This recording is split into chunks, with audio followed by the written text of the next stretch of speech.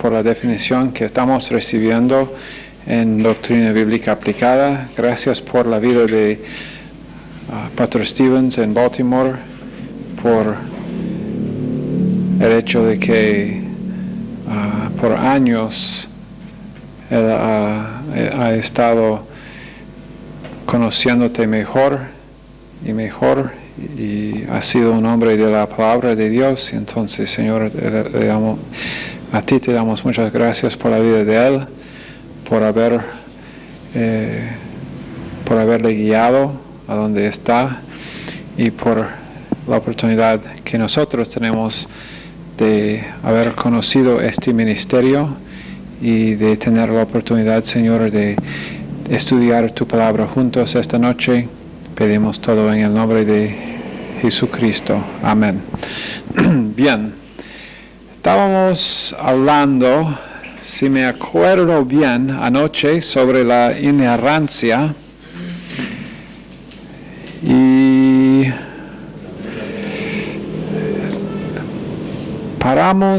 ¿dónde paramos, Oscar? En los dos razonamientos, deductivo e inductivo. Sí, en los razonamientos deductivo y también razonamiento inductivo, y yo dije que tendrían que esperar hasta esta noche para saber qué tenía esos dos razonamientos con la teología. Nada, pasamos al próximo paso y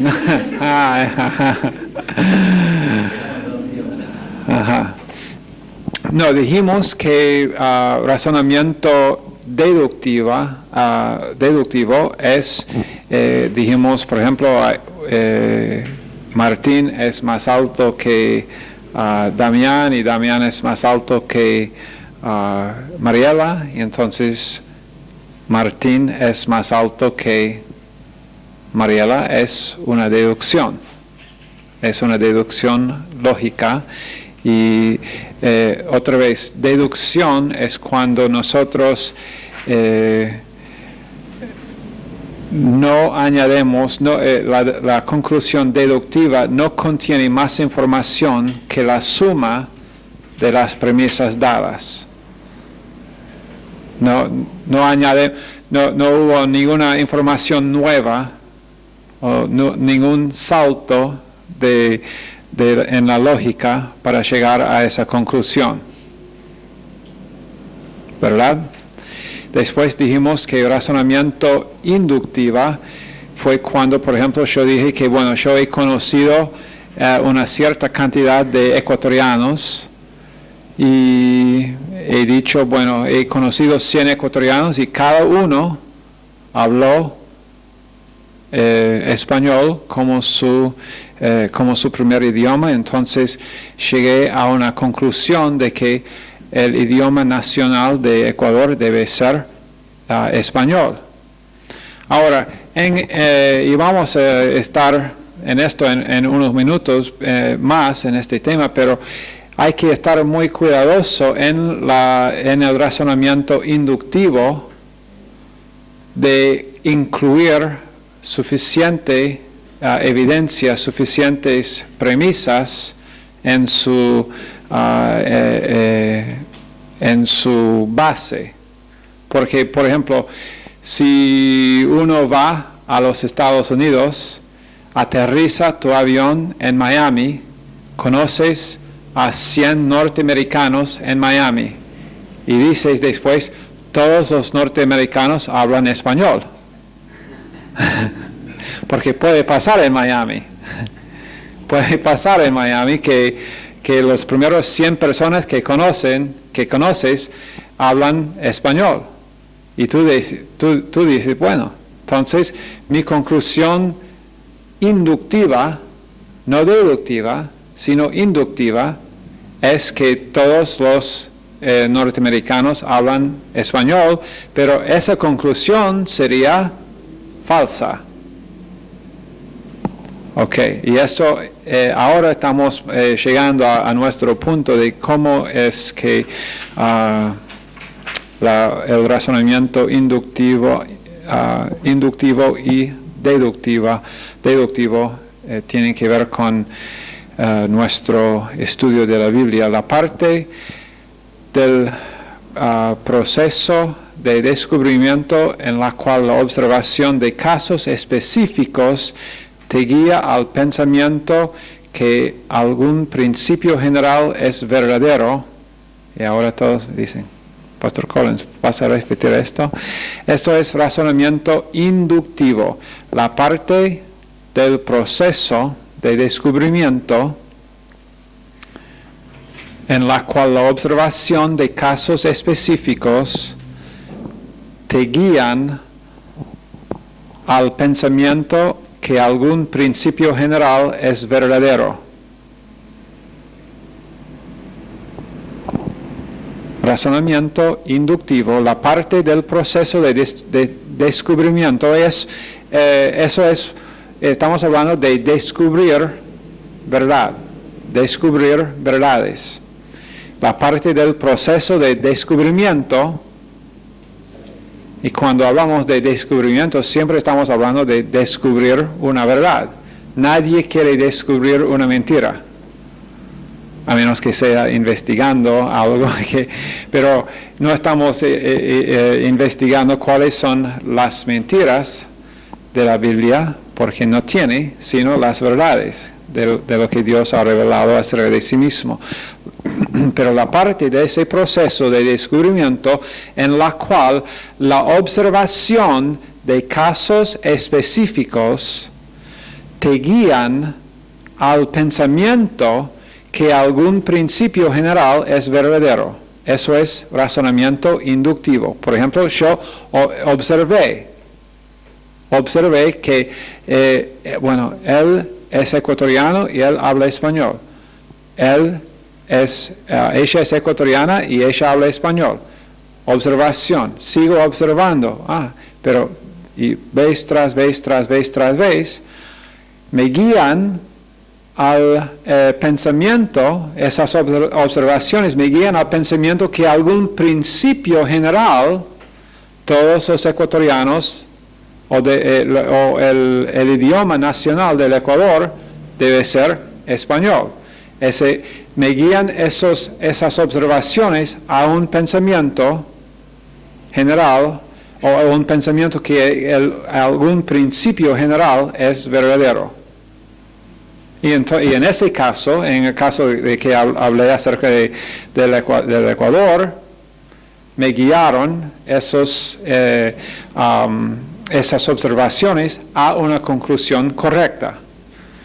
Pero, de nuevo, hay que incluir suficiente, lo más posible para estar seguro de llegar a una conclusión buena.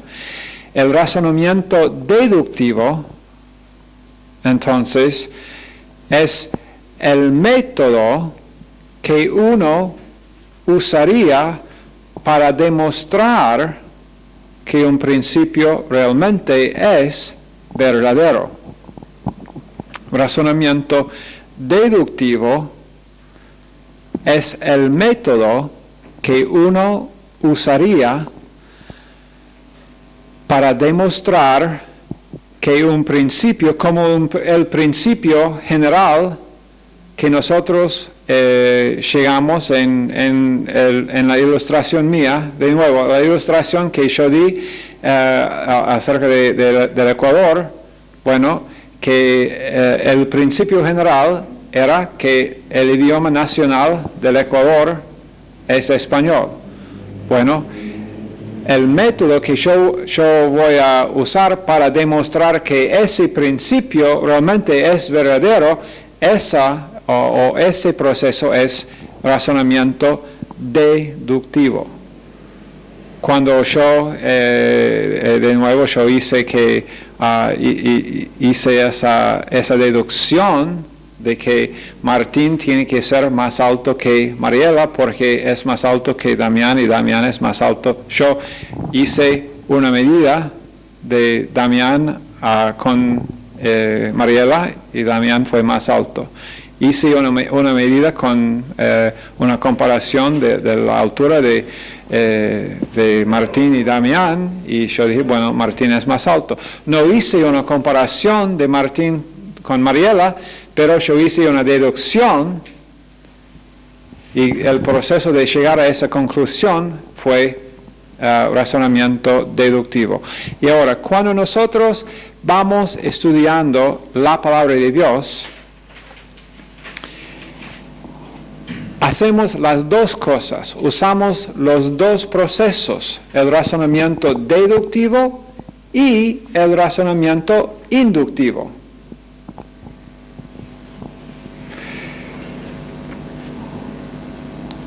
Vamos a la Biblia, vamos a la palabra de Dios y vemos casos específicos.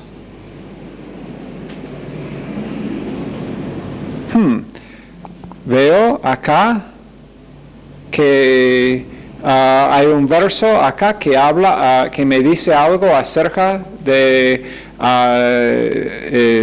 del bautismo, o qué lugar tiene el bautismo en la salvación, o cómo cómo se relaciona el bautismo con la salvación. Pero veo un verso acá.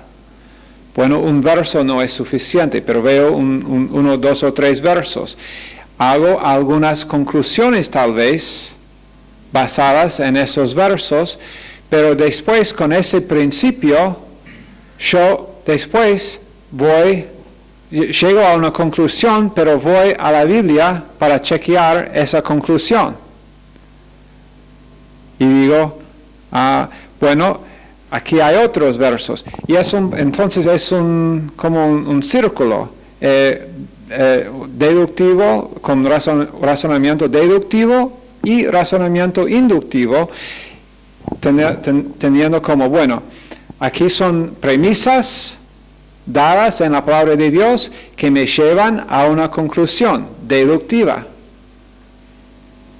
Después, con esa conclusión deductiva, yo voy a la Biblia con esa conclusión deductiva. Y yo y la verdad es que en nuestra teología nosotros vamos interpretando escrituras según conclusiones que a las cuales ya hemos llegado. Es imposible. Nosotros cuando estudiamos hermenéutica antes, dijimos que dejamos que la Biblia misma defina nuestras convicciones. ¿Se acuerdan de esto? No vamos a la Biblia para decir, bueno, yo creo esto, entonces voy a la Biblia para probar que yo soy correcto, que yo tengo razón. No hacemos esto. Dejamos que la Biblia misma defina nuestras convicciones. Pero lo que va pasando en la actualidad es que vamos entendiendo algo, llegando a conclusiones por medio de algunas premisas de la Biblia, llegamos a conclusiones. Llegamos a una conclusión de que, por ejemplo, un cristiano no puede perder la salvación. ¿Cómo llegamos a esa conclusión?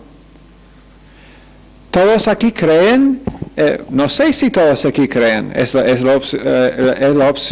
la opción tuya si vas a creerlo o no, pero tal vez todos aquí creen que un creyente no puede perder la salvación. Pero ¿cómo llegaste a esa conclusión? Por premisas, no por un verso, pero por varios versos bíblicos que juntos, estamos hablando ahora de doctrina en ¿qué? Categorías. Doctrina en categorías. Para llegar a una conclusión. Un creyente no puede perder la salvación. Y ahora, cuando tú vas a una porción que tal vez realmente tú nunca has hecho un estudio de una porción, pero una porción de la Biblia que realmente alguien te dice, bueno, esto parece que dice que uno puede perder la salvación. Y bueno, ¿qué vas a hacer? Tal vez, otra vez, nunca has leído estos versos en relación a esa doctrina. pero tú crees que no puedes perder la salvación, que has llegado a esa conclusión deductivamente. Pero ahora tú vas a hacer un argumento inductivo, porque ahora tú vas a ir a esa porción ya con una conclusión a la cual ya has llegado. Llegaste ahí deductivamente. Pero ahora cuando alguien te dice, bueno, ¿pero qué de esta porción? Bueno, ¿qué vas a hacer? ¿Volver al punto cero? Donde decís, bueno, ahora no sé si puedo perder la salvación o no, entonces no vas a comenzar de nuevo, vas a ir con lo que tú ya sabes. Entonces vas a ir a esa porción y dejar que la categoría de doctrina que ya has aprendido, que tenga algo que ver también con la interpretación de esa porción, tal vez difícil de interpretar, pero vas a interpretarlo ya y vas a llegar a una conclusión inductivamente, porque ya decís, bueno, pero yo ya sé esto. Ahora estamos llegando a una área, no una área gris, pero a una área donde uno tiene que realmente estar pensando conmigo, porque es que nosotros en la iglesia Mayor Gracia no nos podemos equivocar. Es que alguien pueda decir, bueno, he llegado a tal punto de conocimiento de la Biblia donde realmente nunca hago ningún error en interpretación. Soy pastor ya. Dios, cuando la iglesia me dio ese papel, dice ahí en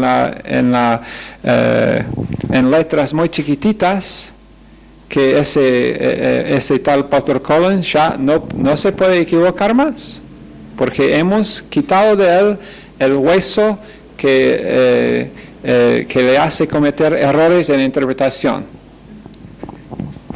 No.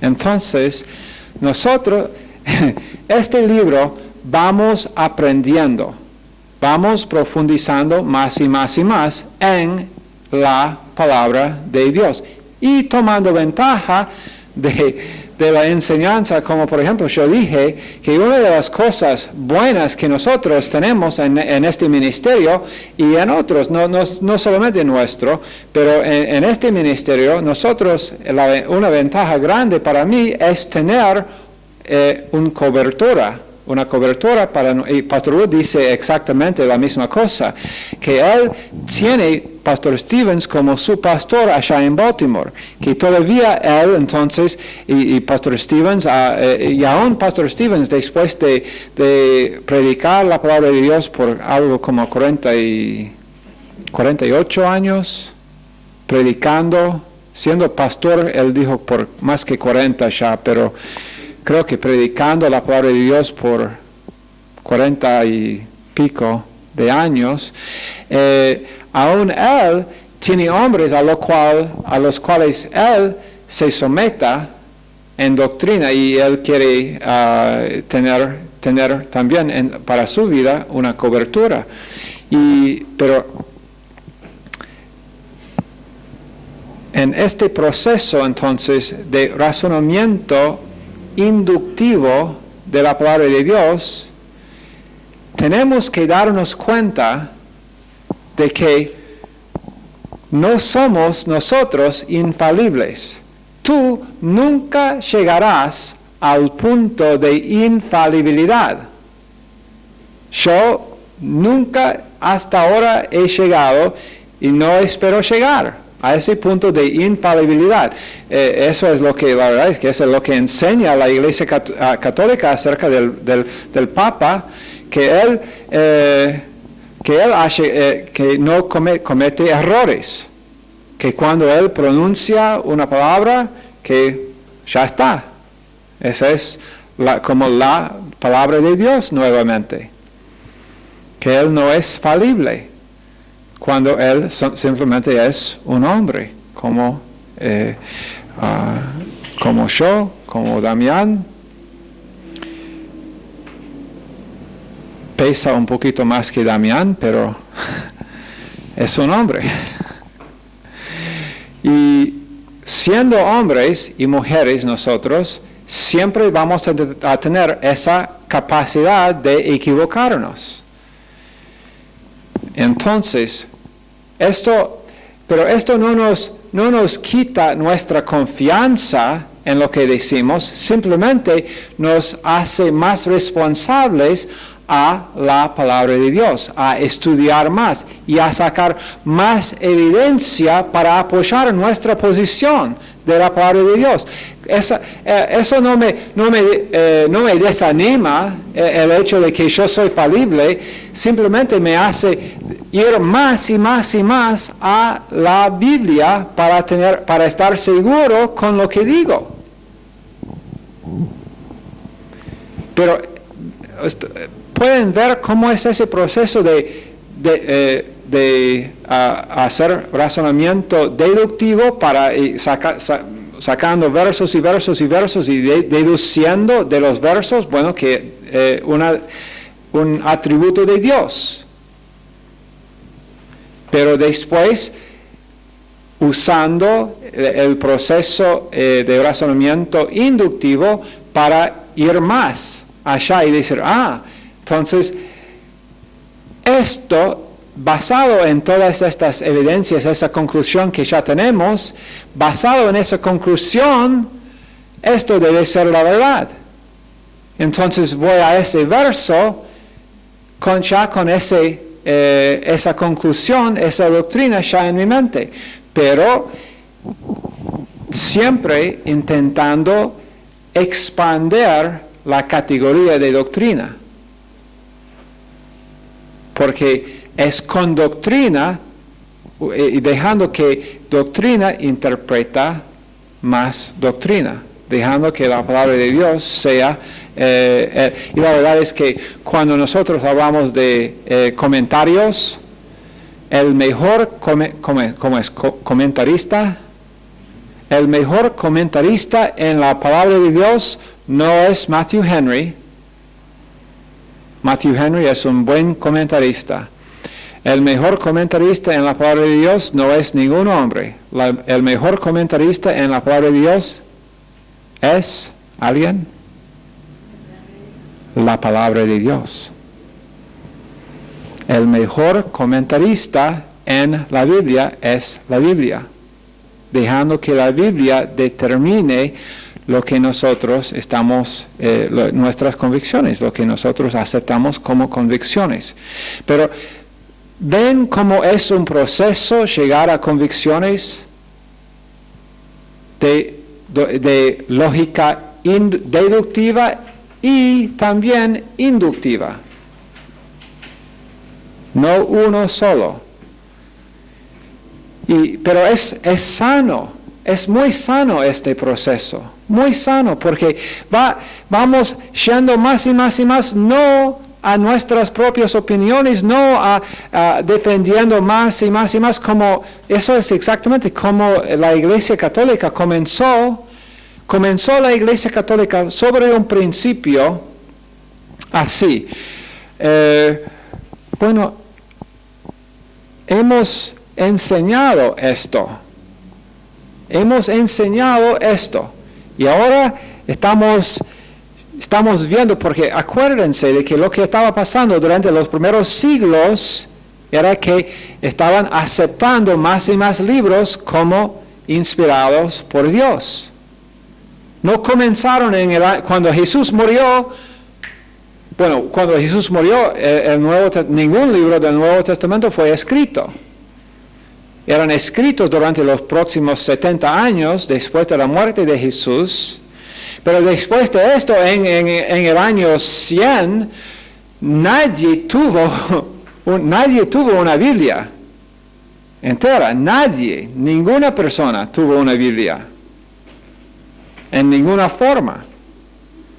Pero algunos tenían estas escrituras, otras estas, y llegaron en décadas a tener un grupo de libros, y algunos primero aceptaron a unos libros realmente que no eran inspirados, y otros no tenían el libro de Romanos, otros no tenían el libro de, esos 2 o 3, o otros tenían uno más que no era inspirado, pero después de años y años y décadas, llegaron a un acuerdo sobre cuáles libros eran inspirados. Y durante ese periodo de tiempo, algunos, y especialmente en la escuela de Alejandría, ¿se acuerdan de esa escuela de Alejandría de lo cual hablamos en qué curso? Hermenéutica, hablamos de la escuela cuando ellos realmente, ¿qué tipo de interpretación usaron ellos mayormente? Una interpretación más alegórica que cualquier otra cosa. Y entonces ahí en esa escuela comenzaron más que todo de decir, hemos enseñado esto. Hemos enseñado así. Y ahora, pero tenemos más libros que ahora están siendo aceptados como la palabra de Dios, como inspirados por Dios. Y parece que lo que nosotros enseñamos no cuadra bien con lo que dice este libro. ¿Qué vamos a hacer? 2 opciones. Admitir que estábamos equivocados y dejar que el canon de las Escrituras determine doctrina, o comenzar una nueva doctrina. Inspirada y tradición también tiene igual valor. Y así comenzó la Iglesia Católica, como la conocemos hoy en día. Comenzó en ese principio, sobre el principio de que la tradición, simplemente porque no quisieron admitir que habían enseñado cosas que eran equivocadas. Yo estoy simplificando un poquito las cosas. Yo sé que eso no es una historia exacta y específica, pero eso fue la mayor razón de ese comienzo de esa iglesia. Y tiene, como ustedes pueden ver, una base, entonces una base no estable. Porque la verdad es que esa es la fundación de esa iglesia, la base, y esa base es inestable. Decir que, nuestra tradición es de igual valor con la palabra de Dios. Pero en vez de hacer esto, nosotros y otros simplemente dijeron, nos equivocamos antes. ¿Y sabe qué? Eso debe ser exactamente la posición de un creyente.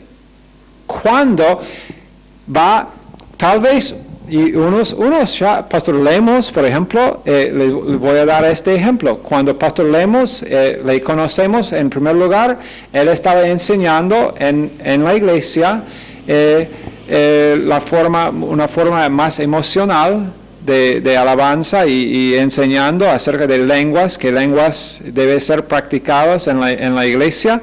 Pero después de escuchar doctrina sobre el asunto, doctrina, categorías, porque lo que había pasado era que simplemente él había llegado a una conclusión equivocada anteriormente. Había llegado a una conclusión equivocada sobre doctrina, usando no las premisas suficientes, como la persona que llega a Miami y las primeras 10 personas que él conoce hablan español y llega a la conclusión de que los estadounidenses hablan todos castellano. Una conclusión mala por falta de evidencia. No tuvo lo suficiente evidencia. Entonces, pero Pastor Lemos, cuando él sí encontró más evidencia categórica en la palabra de Dios, ¿qué dijo? A la iglesia, ¿qué dijo?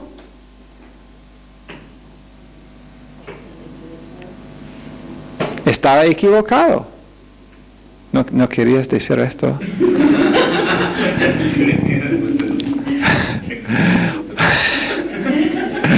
I was wrong. ¿Dónde está Shamila? Shamila, vení acá un momento. No quiere. Shamila, en serio, Shamila. Hey.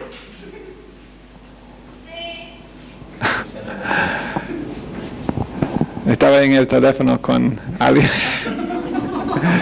Vení.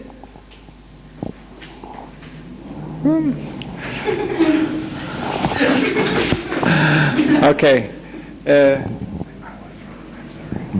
I'm sorry, I was wrong. Exacto. Ok. Gracias. Eso es lo que dijo Pastor Lemos. ¿Sabe por qué? Porque era un hombre lo suficientemente humilde como para, exactamente el opuesto de lo que hicieron los fundadores de la Iglesia Católica, o no podemos admitir esto, toda la gente va a pensar que yo soy simplemente otro hombre falible como ellos. Y claramente que no soy, o por lo menos no quiero que ellos piensen así. No, él simplemente dijo, me equivoqué, por falta de evidencia y por no tener una base grande y ancha de evidencia, llegué a una conclusión equivocada. Y entonces, pero ahora veo más evidencia, veo el concurso de la evidencia en la palabra de Dios, y entonces he llegado a otra conclusión. Y después, cuando uno va interpretando, y eso fue deductiva, una conclusión deductiva, y después cuando uno va a la palabra de Dios y para interpretar otros versos, ya va con esa conclusión deductiva, y ahora va a ir con esto diciendo, bueno, ahora vamos a decir que tenemos un principio inductiva, una conclusión inductiva. Es así, entonces este verso, vamos a interpretar este verso o ver con la categoría de doctrina que tenemos cómo interpretar este verso basado en otros versos de la palabra de Dios.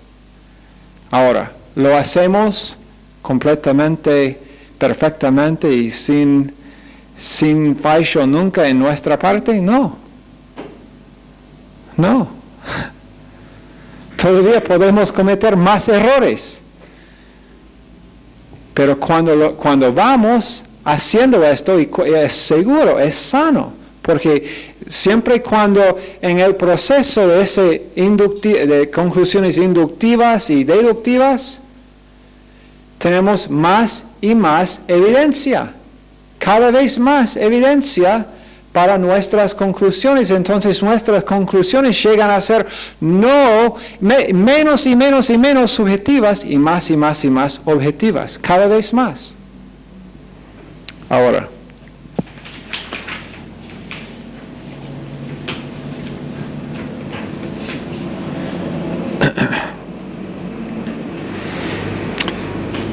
evidencia deductiva para la inerrancia de la palabra de Dios. Evidencia deductiva, estamos hablando de la inerrancia.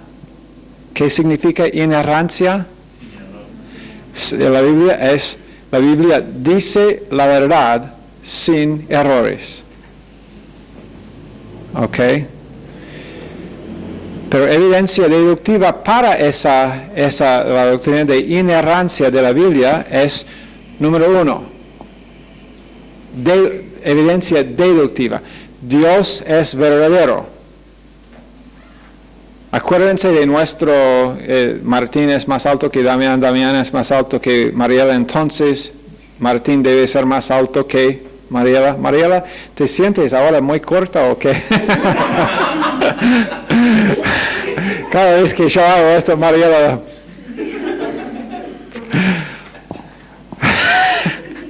En la reunión de jóvenes este sábado yo te voy a usar como la más grande, la más alta, ¿ok? Ok. Dios, número 1, Dios es verdadero. Número 2, Dios inspiró la Biblia. Llegamos a esa palabra de nuevo y ahora Damián me ayudó y verificó por mí que el verbo inspirar es un verbo actual en la palabra, en el idioma castellano. Dios inspiró la Biblia. Es casi lo mismo que la palabra expirar es más o menos como exhalar, ¿no? Más o menos es la misma definición. Dios inspiró la Biblia. Dios es verdadero. Número 2, Dios inspiró la Biblia. Entonces, la conclusión es que la Biblia es verdadera. ¿Entienden estos 3 pasos? Dios es verdadero. Es algo que nosotros ya... Esa es una premisa dada, que ya hemos llegado a esa conclusión deductivamente y también inductivamente. Hemos llegado a la conclusión antes de que Dios es verdadero. Como yo hice una comparación de Martín y Damián y llegué a la conclusión de que Martín es más alto. Una premisa dada. Dios es verdadero, dado. Dios inspiró la Biblia. Ya hemos llegado a esa conclusión de la inspiración de Dios sobre la Biblia. Entonces, esa es otra premisa dada. Entonces, llegamos deductivamente a la conclusión de que la Biblia es verdadera. Y eso es entonces evidencia deductiva para la inerrancia de la palabra de Dios. ¿Entienden? Sí, claro. Ok. Esa deducción depende de la veracidad de las 2 premisas que usamos. ¿Entienden esto? Si esas 2 premisas no son verdaderas, la conclusión no es verídica. ¿Entienden esto también, no? Que si Dios no es verdadero, entonces todo esto cae en el piso. Si yo hice mal la comparación de Martín y Damián, y realmente Damián es más alto que Martín, todo esto, ¡pum! La conclusión que llegué, a lo cual llegué, acerca de Martín y Mariela, puede ser completamente falso. Y Mariela más alta que Martín. ¿Te gusta? Ok. Me salvé. Ok. Evidencia inductiva, ahora para la inerrancia de la palabra de Dios. Evidencia inductiva. Tenemos que investigar todo lo que Jesucristo, porque ¿quién es el testigo clave? ¿Quién va a ser, piensan ustedes, nuestro testigo clave acerca de si la Biblia es verdadera o no? Que tiene que ser un hombre, tiene que ser alguien que ha estado aquí con nosotros. ¿Quién va a ser nuestro testigo clave? Jesús. Él va a ser nuestro testigo clave para determinar si la Biblia es inerrante o no. Entonces lo que vamos a hacer es investigar todo lo que no parte, porque si investigamos solamente parte de lo que Jesús dijo, vamos a hacer como esas personas que se fueron a Miami, hablaron con 3 personas y dijeron, bueno, todos los norteamericanos, como dijo Oscar, todos los norteamericanos hablan español. Una conclusión mala. Pero vamos a investigar entonces todo lo que Jesucristo, el testigo clave, dijo acerca de la confiabilidad de la Biblia. Vamos a investigar todo lo que Jesús, el testigo clave, dijo acerca de la confiabilidad de la Biblia y entonces vamos a llegar a una conclusión válida del punto de vista de Cristo acerca de la Biblia.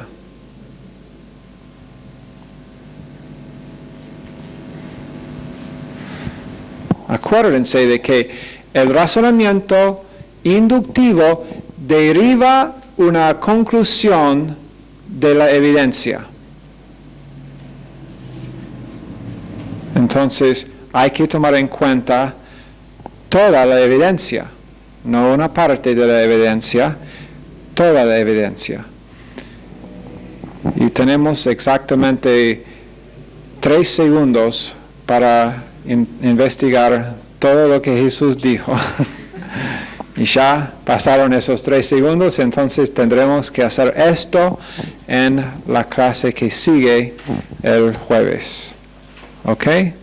Señor, bendice esta clase a nuestros corazones. Gracias por cada estudiante. Danos entendimiento y sabiduría en la interpretación de todo lo que tú has dicho a nosotros en tu palabra. En el nombre de Jesús. Amén.